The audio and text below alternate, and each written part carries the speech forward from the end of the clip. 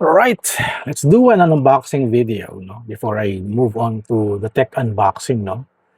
So, meron tayo ditong Luffy's One Piece Volume 1 Archive of Adventure.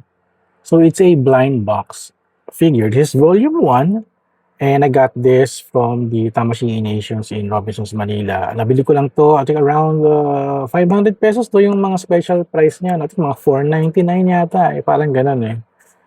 So, thank you kay Great Toys, no? They're bringing a lot of good stuff here in the Philippines. And ito, bumili tayo ng isang piece just to get a one piece.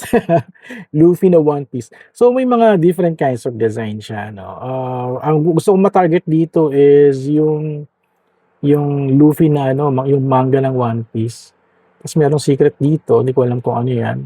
Pero iwasan natin, sana hindi natin makuha yung plain body, which is yung parang ano lang, logo ng One Piece. Okay lang makuha natin si Luffy, si Zoro, si Nami, or any of the design figure. No? Pero mas maganda makuha natin yung ano, itong manga na Luffy. No? So this is volume 1. Nag-try out lang naman ako just to have a good memorabilia doon sa event ni Tamashii Nation. Nakatago lang to, nalimutan ko na itong i-unbox. So, I'm going to unbox it here right now para mapakita ko sa inyo. You don't need any cutter na rin din siguro, no? So, ito, mapakita ko na muna sa inyo para ma-unbox natin. Pinicturean ko na rin din eh. So, hindi mo kailangan ng cutter. Hindi na siguro kailangan ng cutter. No? So, ito, buksan na natin. Ngayon ko na ito bubuksan, no? Tapos na yung One Piece Mania sa Netflix. Actually, late ko na rin siya natapos eh. Kasi, pinanood ko muna yung anime.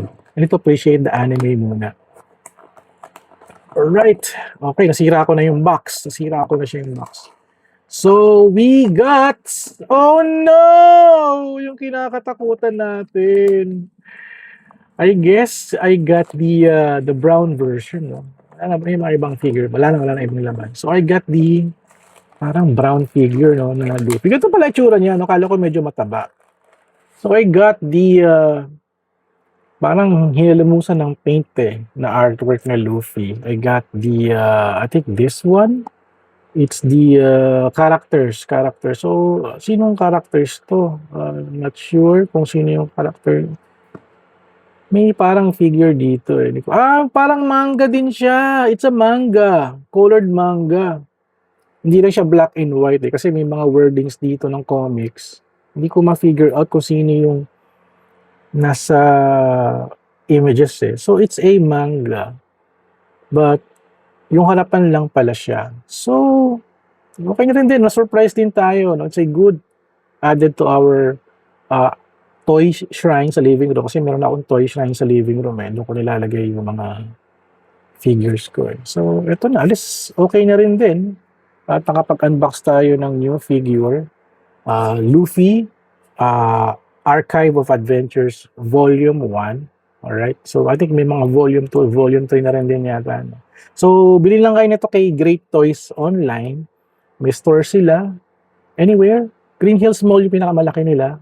At ayun. So, check it out yun. No? So, nakapag-unbox na naman tayo ng quick unboxing ng toys natin. Alright. So, thank you guys for watching at kita-kits sa next video.